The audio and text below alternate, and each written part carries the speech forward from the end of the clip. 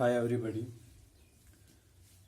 आज हम बात करने वाले हैं the formation of urine.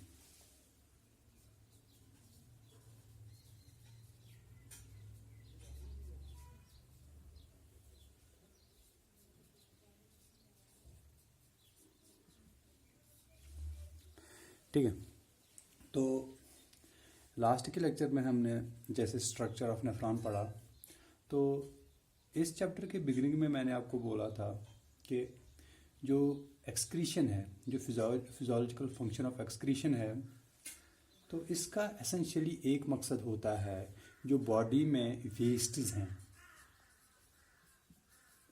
Especially nitrogenous wastes, इनको रिमूव करना। अब चूंकि हम ह्यूमन फिजियोलॉजी पढ़ रहे हैं और ह्यूमंस में नाइट्रोजनस वेस्ट जो है वो यूरिया है, मेजर पार्ट उसका यूरिया है। तो अगर हम फॉर्मेशन ऑफ यूरिन की बात करते हैं तो उसमें हम ये देखेंगे कि जो बॉडी की वेस्ट्स हैं, especially nitrogenous waste that is urea, वो बॉडी से कैसे बाहर निकलता है।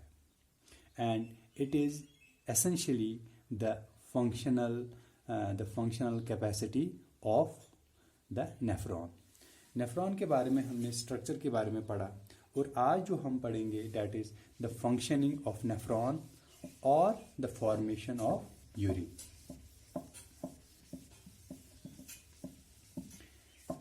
जब हमने नेफ्रॉन के स्ट्रक्चर के बारे में पढ़ा था, तो नेफ्रॉन के दो मेजर पार्ट्स होते हैं, एक मालपीजियन कॉर्पसल और एक रीनल ट्यूब्यूल। मालपीजियन कॉर्पसल जो है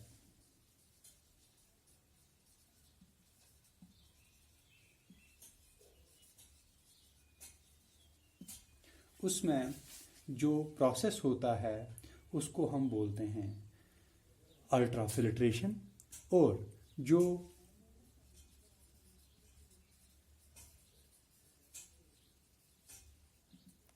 जो रीनल ट्यूब्यूल में प्रोसेसेस होती हैं, रीनल ट्यूब्यूल में जो प्रोसेसेस होती हैं वो कहलाती हैं रीअब्जॉर्प्शन और सिलेक्टिव सिक्रीशन। इसका मतलब है जो यूरिन फॉर्मेशन में प्रोसेसेस हैं वो तीन है, एक अल्ट्राफिल्ट्रेशन, दूसरा रीअब्जॉर्प्शन और तीसरा सिलेक्टिव सिक्रीशन।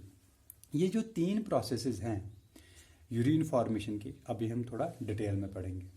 पहला प्रोसेस जो यूरिन फॉर्मेशन का है that is ultrafiltration. Second part of urine formation, second process of urine formation is reabsorption, and the third and the last process of urine formation is selective secretion.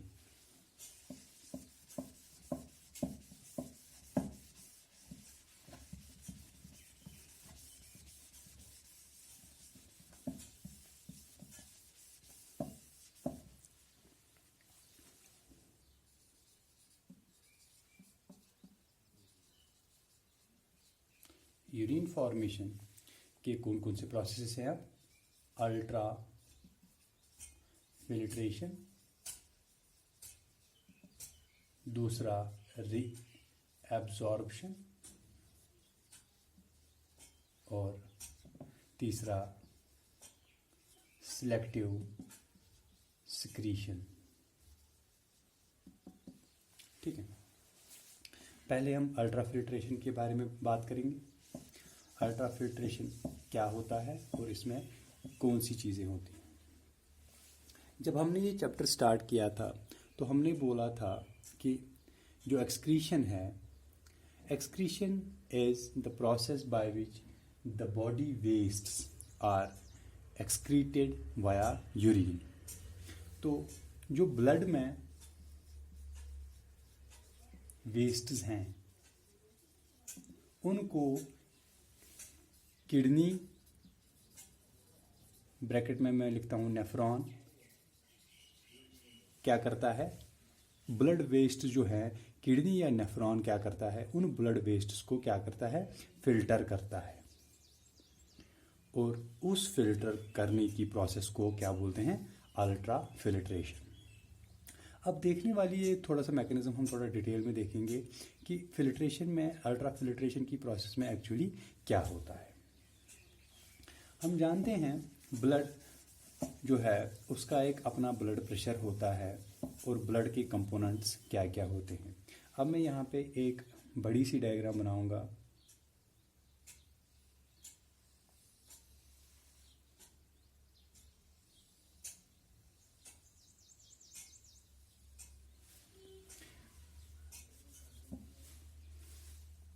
ये बाउमैन्स capsule है और इसके अंदर मैं एक green colour में एक glomerular artery बनाऊंगा, बड़ी सी, ठीक है। क्योंकि इसमें बहुत सारी आर्टरीज होती हैं, लेकिन समझने के लिए मैं यहाँ पे थोड़ी एक बड़ी सी आर्टरी बनाऊंगा, ठीक है। इसमें ब्लड भी है, ये ब्लैक डॉट्स रिप्रेजेंट करते हैं कंपोनेंट्स ऑफ ब्लड, ठीक है। और ये ग्रीन डॉट्स जो मैं यहाँ पे बना रहा हूँ, these represent the waste materials present in the blood.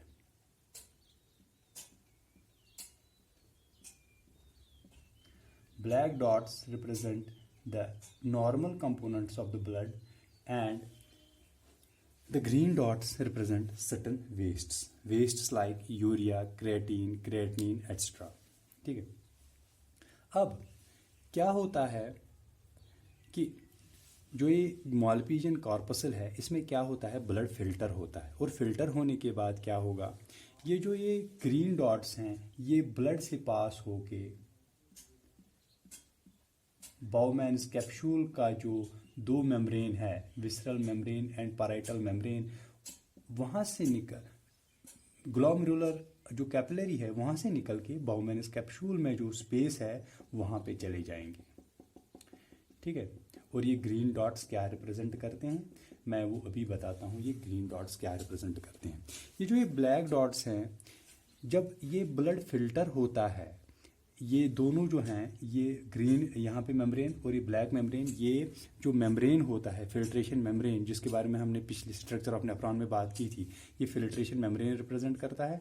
और ये जो ये ब्लैक डॉट्स हैं ये रिप्रेजेंट करता है जो ब्लड के सेलुलर कंपोनेंट्स हैं, जैसे आरबीसी हैं, जैसे डब्ल्यूबीसी हैं, जैसे थोड़े थोड़े वो बड़े प्रोटीन मॉलिक्यूल्स हैं, ये ब्लैक डॉट्स उनको रिप्रेजेंट करता है। इसका मतलब है ये ब्लैक डॉट्स जो हैं ये ब्लड कैपिलरी को छोड़ नहीं सकते।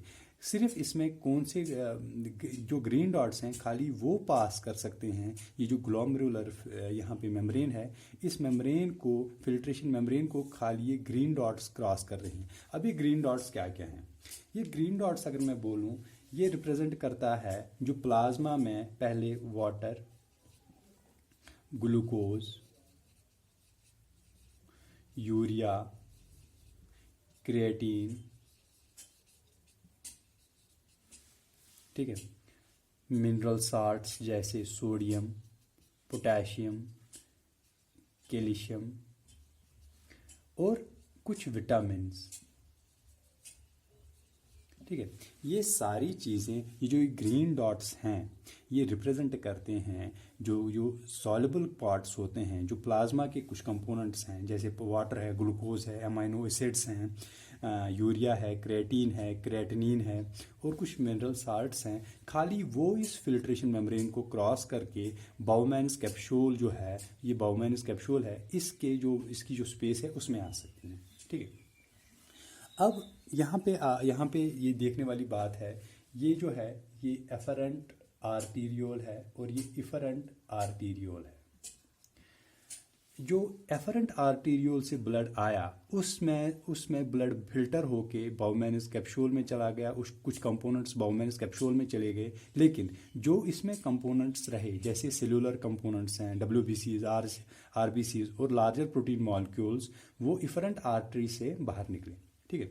अब हमारा मकसद क्या है, अब ये जो यहाँ पे चीज़ें हो गई, अब ये जो यहाँ पे सारा ये फिल्ट्रेट आ गया जिसमें ये सारी चीज़ें हैं, इन्हीं में अब हमें क्या करना है, वो चीज़ें जो बॉडी को ज़रूरत है, जैसे वाटर ज़रूरत है, ग्लूकोज ज़रूरत है, सोडियम, ये मिनरल साल्ट्स या विटामिन्स या कुछ और ऐसी चीज़ें जो बॉडी को ज़रूरत हैं, उनको बॉडी को वापस एब्जॉर्ब करना है। लेकिन कुछ वेस्ट्स जैसे यूरिया है, क्रिएटिन है, उनको बॉडी से बाहर निकालना है। लेकिन पहला प्रोसेस क्या है? Ultra filtration. अल्ट्रा फिल्ट्रेशन में हमने क्या देखा? ब्लड ग्लोमेरुलर आर्टरी के थ्रू बाउमेन्स कैप्सूल में गया, और बाउमेन्स कैप्सूल में ये जो यहाँ पे ये फिल्ट्रेशन मेम्ब्रेन है, इसके थ्रू ब्लड के कुछ कंपोनेंट्स पास हो गए और बाउमेन्स कैप्सूल की जो स्पेस है वहाँ पे चले गए। ये पहला प्रोसेस था जिसको हम बोलते हैं अल्ट्रा फिल्ट्रेशन। लेकिन यहाँ पे देखने वाली बात ये है कि ये चीज़ें जो हैं ये क्यों पास हो गई from the glomerular artery into the Bowman's capsule. यहाँ पर कुछ प्रेशर्स काम करते हैं, कुछ प्रेशर्स काम करते हैं। पहला,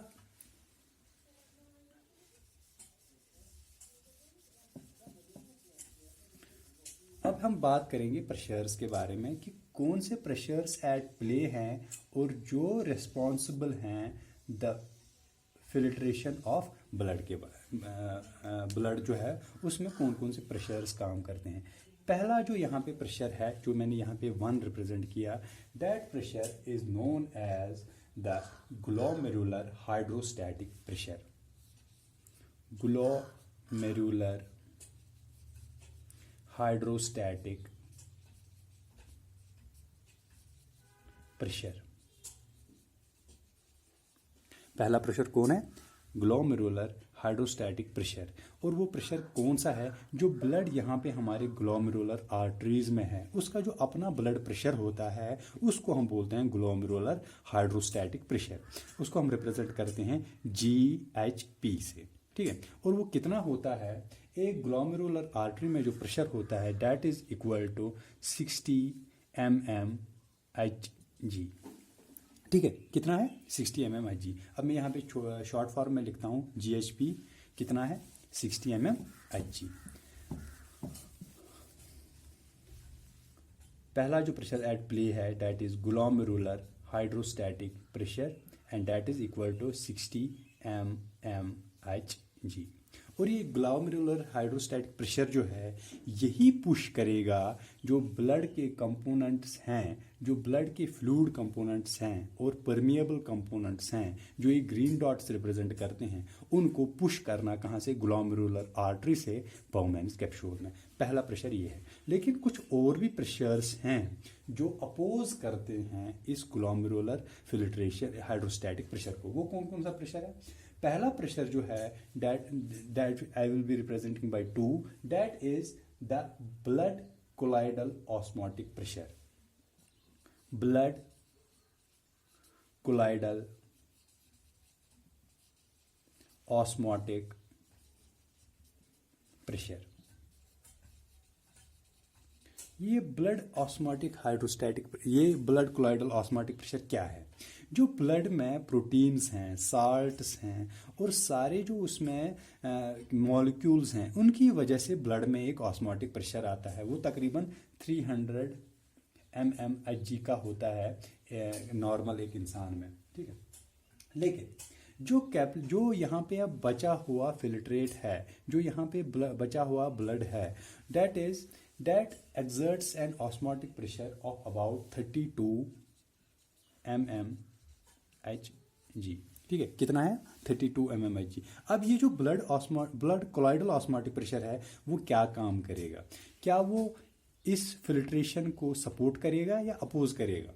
वो अपोज करेगा। क्यों? ऑस्मोटिक प्रेशर की एक प्रॉपर्टी है that it tries to retain fluid within the solute, ठीक है। ये सॉल्वेंट को बाहर नहीं जाने देता है, ठीक है।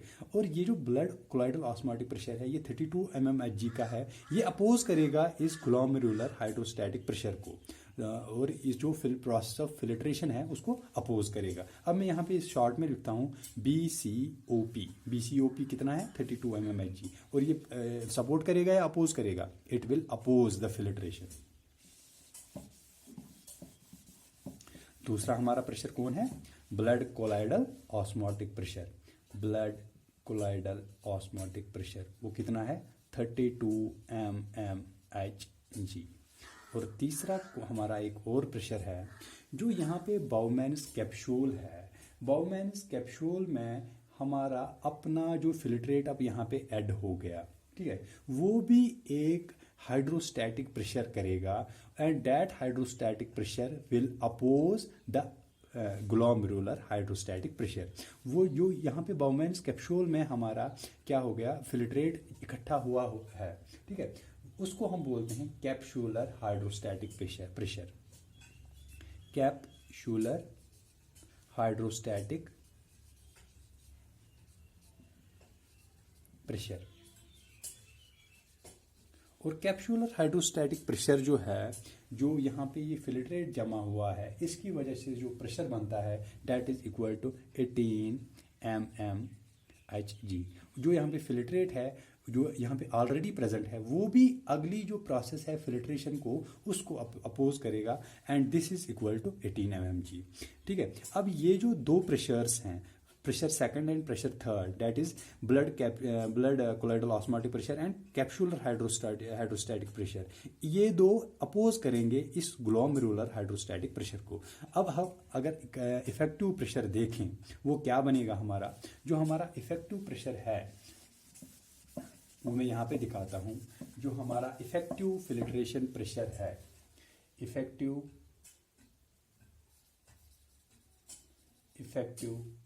हाइड्रोस्टैटिक प्रेशर वो कितना है, that will be GHP minus BCOP plus CHP, ठीक है। ये यहाँ तक मैंने बोला कि ये दोनों प्रेशर जो हैं, blood colloidal osmotic pressure and capsular hydrostatic pressure, ये दोनों प्रेशर अपोज करेंगे ग्लोमेरुलर हाइड्रोस्टैटिक प्रेशर को। अब हम अगर यहाँ पे देख लें, it will be 60 minus 32 minus 18, ठीक है। ये अगर हम देख लें ये अबाउट 50 mmH, ये अराउंड हमारा बन जाता है 10 mmHg, ठीक है। अब जो हमारा इफेक्टिव यहाँ पे प्रेशर बना, वो प्रेशर जो रेस्पॉन्सिबल है for the filtration of this glomerular blood, जो इस ब्लड को फिल्टर करेगा, वो कितना है, वो 10 mmHg का है, and this 10 mmHg of pressure is responsible for the removal of these components जो मैंने लिखा यहाँ पे, चाहे वो वाटर हो, ग्लूकोज हो, साल्ट्स हो या फिर यूरिया हो, उन सारों को ब्लड से बाउमैन्स कैप्सूल की जो यहाँ पे कैविटी है, उस कैविटी तक पहुँचाने के लिए जो रेस्पॉन्सिबल प्रेशर है that is known as effective hydrostatic pressure, and this pressure is equal to 10 mmHg, ठीक है। ओनली 10 mmHg का प्रेशर जो है that is responsible for the removal of these components, plasma components into the Bowman's capsule, ठीक है। ये पहला process था, that process is known as ultra filtration. लेकिन अगर हम देखें तो ये अल्ट्रा फिल्ट्रेशन की रेट क्या है पूरे दिन में, ठीक है। पूरे दिन में कितना ब्लड अल्ट्रा फिल्ट्रेशन होती है, और अल्ट्रा फिल्ट्रेशन होने के बाद कितना फिल्ट्रेट जमा होता है बाउमैन्स कैप्सूल्स में, उसके बारे में थोड़ी सी बात कर लेते हैं, ठीक है। अगर हम दोनों किडनीज की बात करें, ठीक है, अगर हम दोनों किडनीज की बात करें, लेफ्ट किडनी और राइट किडनी, जो ग्लोमेरुलर फिल्ट्रेट है, ग्लोमेरुलर फिल्ट्रेट वो तकरीबन है 180 लीटर्स, ठीक है। 180 लीटर फिल्ट्रेट बाउमैन्स कैप्सूल में जमा होता है कितने टाइम में, एक दिन में, पर डे। ठीक है, अगर हम देख लें एक नॉर्मल आदमी कितना यूरिन का पास कर पाता है दिन में, 2 लीटर 3 लीटर, उससे ज़्यादा नहीं। लेकिन इसका मतलब क्या है, जो ये सारा 180 लीटर्स ऑफ फिल्ट्रेट ग्लोमेरुलस में बना, बाउमेन्स कैप्सूल में बना, इकट्ठा हुआ, वो सारा पास एज यूरिन नहीं होता है। majority of it gets reabsorbed into the body। और इसीलिए जो दूसरा प्रोसेस है यूरिन फॉर्मेशन का, that second process of urine formation is known as the tubular reabsorption। जो दूसरा प्रोसेस है यूरिन फॉर्मेशन का वो क्या है, ट्यूबुलर रीअब्जॉर्प्शन। ठीक है, ट्यूबुलर रीअब्जॉर्प्शन का मतलब क्या है। ठीक है, जो मैंने अभी आपको बोला कि 180 लीटर फिल्ट्रेट जो है वो पर डे मालपीजियन कॉर्पसल में बनता है, लेकिन उतना हम यूरिन पास नहीं करते हैं। इसका मतलब है कुछ चीज़ें जो इसमें बनती हैं, जो मालपीजियन कॉर्पसल में बनती हैं, वो रीअब्जॉर्ब होती हैं at the level of renal tubule. ठीक है, उसी प्रोसेस को हम ट्यूबुलर रीअब्जॉर्प्शन बोलते हैं। ठीक है, अब जो ये बाउमेन्स कैप्सूल में फिल्ट्रेट बना वो पास होगा कहाँ पे, रीनल ट्यूब्यूल में। रीनल ट्यूब्यूल का पहला पार्ट क्या है, प्रॉक्सिमल कन्वोलेटेड ट्यूब्यूल। ठीक है, प्रॉक्सिमल कन्वोलेटेड ट्यूब्यूल में क्या होता है, 65% जो फिल्ट्रेट मालपीजियन कॉर्पसल में बना वो रीअब्जॉर्ब होता है। क्या होता है, रीअब्जॉर्ब। ठीक है, ये हम बाद में बात करेंगे कि रीअब्जॉर्ब होके वो कहाँ जाता है। फिलहाल हम यहाँ पे देखते हैं कि वो रीअब्जॉर्ब होता है। अब कौन कौन सी चीज़ें रीअब्जॉर्ब होती हैं, हम उनके बारे में बात करेंगे। कौन कौन सी चीज़ें रीअब्जॉर्ब होती हैं कहाँ पे, प्रॉक्सिमल कन्वोलेटेड ट्यूब्यूल में। ठीक है, पहला जो है डैट इज ग्लूकोज। मैंने पहले ही बोला 65% जो फिल्ट्रेट है वो पीसीटी में ही रीअब्जॉर्ब होता है, ग्लूकोज है। दूसरा कौन सा चीज़ रीअब्जॉर्ब होता है, अमाइनो एसिड्स। ठीक है, तीसरा कौन सा चीज़ होता है, सोडियम पॉजिटिव, पोटेशियम पॉजिटिव। ठीक है, क्लोराइड्स, बाइकार्बोनेट। ठीक है, फॉस्फेट्स। ठीक है, बाइकार्बोनेट। और इसके अलावा चौथा पानी जो है, वाटर का 65% मान लीजिए यहीं पे एब्जॉर्ब होता है। इसके साथ साथ कुछ विटामिन्स। ठीक है, ये सारी जो चीज़ें ये रीअब्जॉर्ब कहाँ पे हुई, ये पीसीटी में हुई, लेकिन उनका कितना पार्ट, 65%। बाकी अभी भी फिल्ट्रेट में ही प्रेजेंट है। ठीक है, अब मैं थोड़ा सा यहाँ पे ये मैकेनिज्म बताऊं कि ये रीअब्जॉर्ब होके जाता कहाँ है।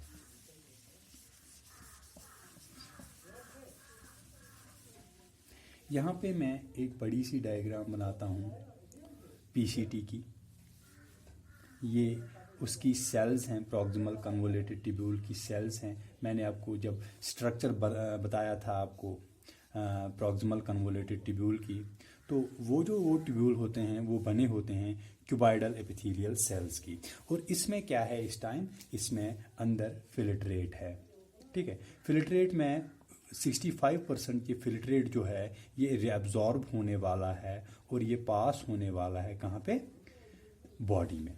अब ये फिल्ट्रेट जो है वो कैसे रीअब्जॉर्ब होगा, यहाँ पे जो ये क्यूबाइडल सेल्स होते हैं इनकी इस सरफेस पे माइक्रोविलाई होते हैं, और वो माइक्रोविलाई जो है वो हेल्प करते हैं इंक्रीज करना जो सरफेस एरिया इन सेल्स का होता है। अब ये क्या करेंगी, ये सेल्स पहले अपने अंदर इन चीज़ों को जो मैंने अभी लिस्ट बताया उन चीज़ों को अपने अंदर एब्जॉर्ब कर लेंगी। लेकिन इसके अराउंड जो प्रॉक्सिमल कन्वोलेटेड ट्यूब्यूल या रीनल ट्यूब्यूल सारा मान लीजिए, उसके अराउंड एक वेसल्स का नेटवर्क होता है, ब्लड वेसल्स का नेटवर्क होता है, और उन वेसल्स को बोलते हैं पेरिट्यूब्यूलर वेसल्स। क्या बोलते हैं, पेरिट्यूब्यूलर वेसल्स। ये ब्लड वेसल्स होती हैं, ये पेरिट्यूब्यूलर वेसल्स, और ये इन सेल्स से इन मॉलिक्यूल्स को अपने अंदर एब्जॉर्ब कर लेती हैं। ठीक है, इसका मतलब है जो ब्लड में 100 कितना बोला था मैंने, 180 लीटर्स ऑफ फिल्ट्रेट जो है, जो बोमेन्स कैप्सूल में बना, जो मॉलपीजियन कॉर्पस में बना, वो सारा हमें यूरिन के साथ पास नहीं करना है, और उसका जो मेजॉरिटी कंपोनेंट है वो हमने वापस, ये ब्लड वेसल है, ठीक है, इस ब्लड वेसल में वापस ले आना है। समझ आया? This is the process of tubular reabsorption. लेकिन यहाँ पे मैंने बात की किसके बारे में? प्रॉक्सिमल कन्वोलेटेड ट्यूब्यूल के बारे में। लेकिन रिनल ट्यूब्यूल खाली प्रॉक्सिमल कन्वोलेटेड ट्यूब्यूल नहीं है, इसमें लूप ऑफ हेनली भी है, इसमें डिस्टल कन्वोलेटेड ट्यूब्यूल भी है। पूरे जो रिनल ट्यूब्यूल है वहाँ पे रेअब्जॉर्प्शन होता रहता है, ठीक है। अब हमने पहले बात की किसके बारे में? हमने यहाँ पे बात की प्रॉक्सिमल कन्वोलेटेड ट्यूब्यूल के बारे में। लेकिन अब यहाँ पे ये सेल्स जो प्रॉक्सिमल कन्वोलेटेड ट्यूब्यूल की सेल्स हैं, वो सेल्स रेअब्जॉर्ब करती हैं इन मॉलिक्यूल्स को किन प्रोसेसेस से? कुछ मॉलिक्यूल्स जो हैं वो पैसिव ट्रांसपोर्ट से होते हैं।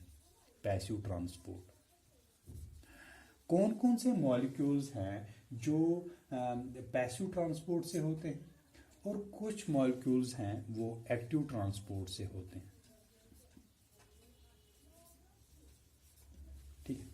एक्टिव ट्रांसपोर्ट से कौन कौन से मॉलिक्यूल्स होते हैं और पैसिव ट्रांसपोर्ट से कौन कौन से मॉलिक्यूल्स होते हैं, अब उसके बारे में बात करेंगे।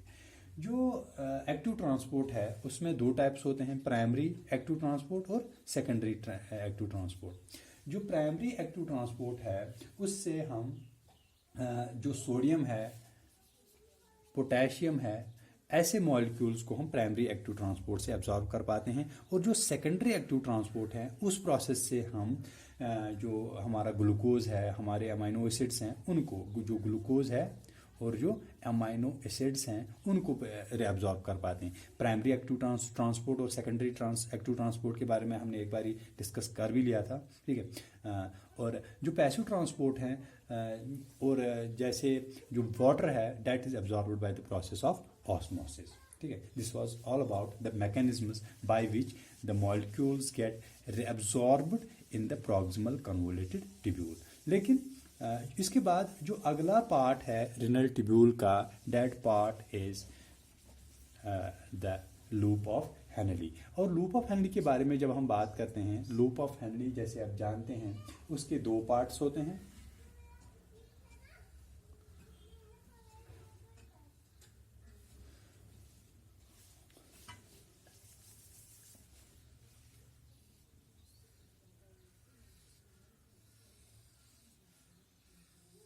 एक उसका असेंडिंग पार्ट है और एक उसका डिसेंडिंग पार्ट है। अब जो लूप ऑफ हेनली है उसके अपने दो पार्ट्स हैं, एक उसका थिक पार्ट है और एक थिन पार्ट है, और असेंडिंग लिम्ब जो है उसके भी दो पार्ट हैं, एक थिन पार्ट है और एक थिक पार्ट है। अब जो एक thick part of this loop of Henle है, that is permeable to ions like sodium, potassium and all the glucose. जो सारे जो पीसीटी का मैकेनिज्म है वो थिक पार्ट का भी मैकेनिज्म है, जो डिसेंडिंग लिम्ब है, ठीक है। अब जो ये thin part of this loop of Henle है, जो ये थिन पार्ट है, इसका एक खास इसकी प्रॉपर्टी है कि इसमें जो वाटर होता है, वाटर वापस आ जाता है, वो जो रिनल फिल्ट्रेट है उससे वाटर बाहर निकल के कहाँ पे आता है, जो किडनी का मेडुला है वहाँ पे आ जाता है, ठीक है।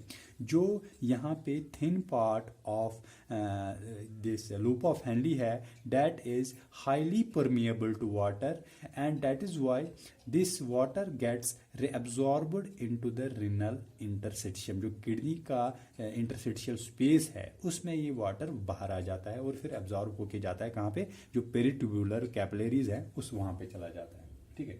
और इसकी वजह से क्या हो जाता है, जो यहाँ पे अंदर फिल्ट्रेट बचा है, जो यहाँ पे अंदर फिल्ट्रेट बचा है, वो क्या हो जाता है, वहाँ से जब पानी बाहर निकला, दैट बिकम्स हाइपरटोनिक, क्योंकि वहाँ पे पानी जब लॉस हो गया, अंदर खाली सोल्यूट बचा, तो उस सोल्यूट की वजह से क्या हो जाता है, वो फिल्ट्रेट हाइपरटोनिक बन जाता है। और फिल्ट्रेट का फ्लो इस डायरेक्शन में होता है। Once that filtrate enters into the thick part of the ascending limb, जो असेंडिंग लिम्ब है उसका जो थिक पार्ट है that is impermeable to water.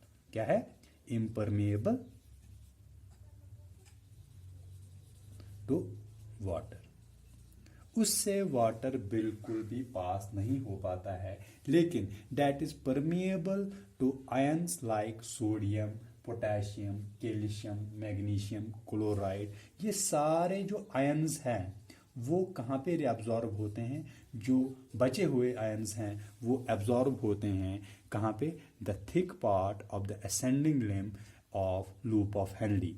Loop of Henle के दो पार्ट्स हैं। जो thin part of the descending limb है that is highly permeable to water, और वहाँ पे वाटर एब्जॉर्ब होता है। और जो थिक पार्ट है असेंडिंग लिम्ब का that is impermeable to water, वहाँ से वाटर बिल्कुल बाहर नहीं आता है, लेकिन आयंस बाहर आते हैं। कौन कौन से आयंस जो हैं? जो हमारे ions like sodium, potassium, calcium, magnesium, ये सारे आयंस कहाँ पे एब्जॉर्ब होते हैं?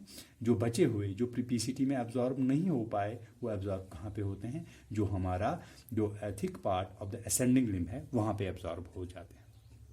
अब यहाँ पे ये बात है, चूंकि यहाँ पे आयंस बाहर आ रहे हैं और वाटर अंदर रह रहा है, इसकी वजह से जो फिल्ट्रेट यहाँ पे है दैट बिकम्स हाइपोटोनिक। यहाँ पे फिल्ट्रेट हाइपरटोनिक बन रहा था क्योंकि पानी बाहर आ रहा था, आयंस अंदर रह रहे थे, और आयंस के अंदर रहने से, फिल्ट्रेट में रहने से जो फिल्ट्रेट था वो हाइपरटोनिक बन रहा था। और वो फिल्ट्रेट जब यहाँ पे पहुँचा, वहाँ पे पानी बाहर नहीं आ रहा है, खाली आयंस बाहर आ रहे हैं। This makes the filtrate hypotonic. Okay, now I think that I will conclude here today. In the next topic I will be discussing the process of reabsorption in distal convoluted tubule, as well as the third process of urine formation, that is tubular secretion. Thank you.